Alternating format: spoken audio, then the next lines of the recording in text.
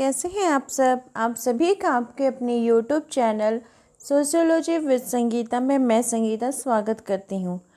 और हम लोग अभी इस यूजीसी नेट का सोशियोलॉजी का सिलेबस को यूनिट वाइज तथा सेक्शंस वाइज कंप्लीट कर रहे हैं, जिसमें कि आज का जो हमारा टॉपिक है इसमें हम लोग वेस्टर्न सोशियोलॉजिकल थिंकर हेरोल्ड गारफिंकल जी की थ्योरी को देखेंगे। और ये जो थ्योरी है ये आपका यूजीसी नेट के सिलेबस के अंतर्गत यूनिट 1 के सेक्शन 3 में पूछा गया है।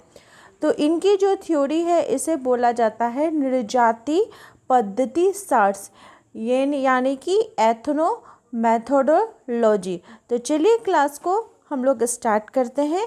और अगर आपको ये क्लास हेल्पफुल लगे तो आप अपने दोस्तों से ज़्यादा से शेयर करें, और मेरे चैनल पर नए हो तो प्लीज़ सब्सक्राइब करें, लाइक करें।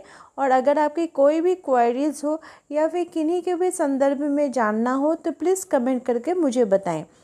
तो हेरोल्ड गारफिंकल का जो थ्योरी है, तो उनकी थ्योरी को जानने से पहले हम लोग उनकी थोड़ी बायोग्राफी को देख लेते हैं। तो इनका जन्म 29 अक्टूबर 1917 यूएस में हुआ था और इनकी मृत्यु 21 अप्रैल 2011 यूएस में हुई थी।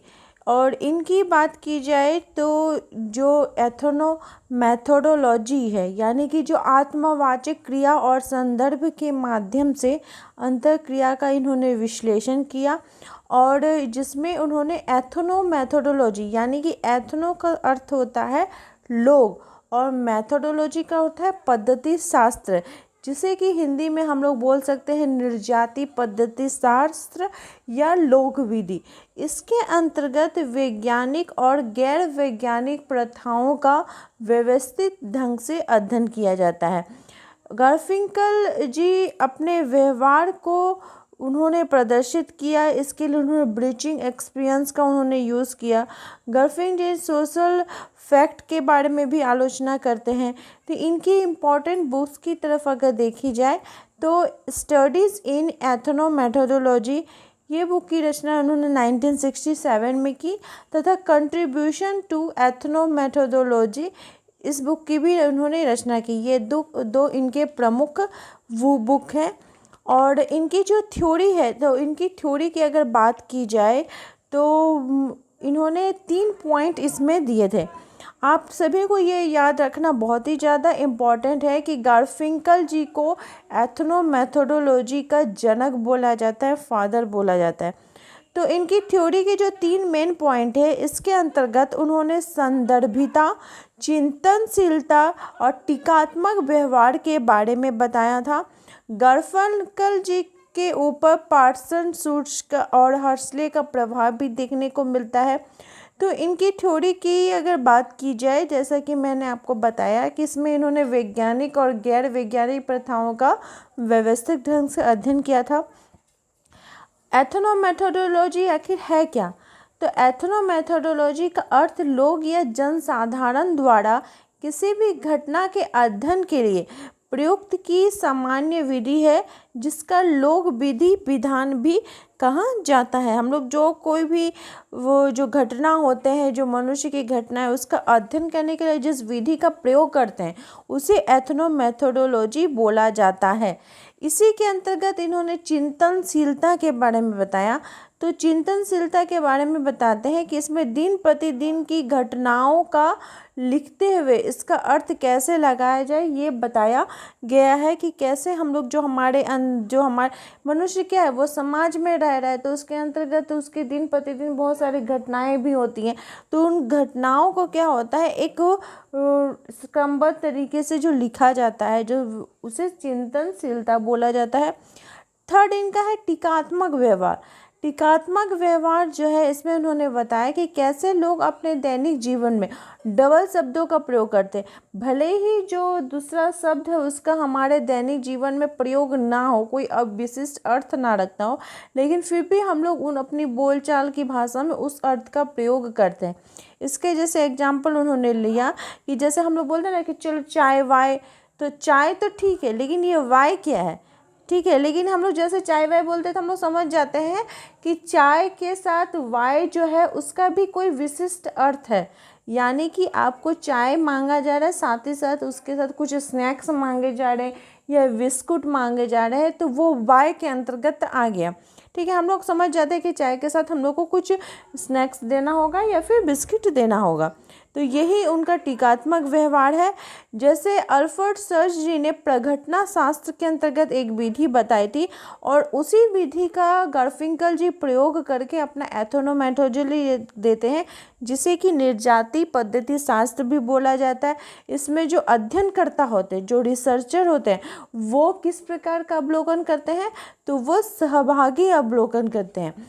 और इनके बीच कैसे हम लोग सहभागी अवलोकन कैसे किया जाएगा, तो सहभागी अवलोकन करने के लिए जो आत्मवाचक होते हैं वो क्या होते हैं, सेल्फ, यानी कि जिनका अध्ययन करना होता है वहाँ पर जाकर उनका सूक्ष्म अवलोकन करेंगे, उनको देखेंगे, समझेंगे, उनका उन लोगों का जो जीवन व्यतीत करने का तरीका है, उसका मेन रीजन क्या है, उसको जानने का कोशिश करेंगे, उसकी वास्तविकता तक पहुँचने का कोशिश करेंगे, फिर उसमें अपना चिंतनशीलता को प्रयोग करके वह अपना जो गार्फिंकल जी हैं वो अपने एथनोमेथोडोलॉजी अपनी थ्योरी को दी हैं। और ये किससे प्रभावित है, तो अल्फ्रेड सर्च के प्रघटना शास्त्र से प्रभावित है, उनकी जो विधि थी उनसे प्रभावित है। तो एथनोमेथोडोलॉजी क्या हो गया, ये आत्मवाचक क्रियाओं और संदर्भ के माध्यम से अंतः क्रियाओं का विश्लेषण होता है। एथनोमेथोडोलॉजी में मेनली क्या होता है कि ये कलापूर्ण प्रतीक है कि कैसे लोग वास्तविकता को बनाए रखने के लिए जो आत्मवाचक क्रियाएं करते हैं उसका प्रयोग करते हैं। इसके लिए उन्होंने सामाजिक तथ्यों की आलोचना की, दुर्खैम जी के सोशल फैक्ट के बारे में बताया कि समाज कैसे बना है। तो समाज उन्होंने जैसे उन्होंने बताया था दुर्खैम जी ने, जो समाज है वो कैसे बना है, तो वो व्यक्तियों से बना हुआ है।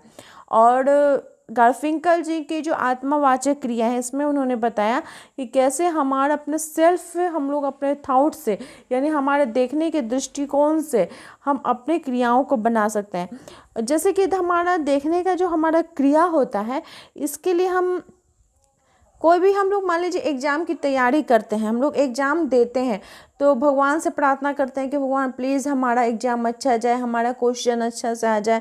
तो क्या वही एक हमारे थॉट में है, हम लोग तो भगवान को देख नहीं रहे, लेकिन फिर भी हमारे थॉट में जो है वो भगवान विद्यमान है।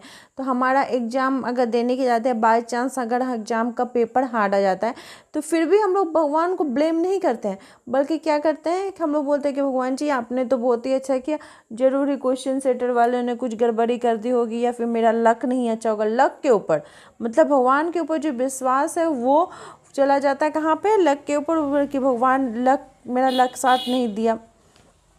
तो इसी के लिए गार्फिंकल जी बोलते हैं कि लोग अपने व्यवहार को ग्रहण कैसे करते हैं, इसके पीछे का कारण क्या हो जाएगा, ब्रीचिंग एक्सपीरियंस हो जाएगा।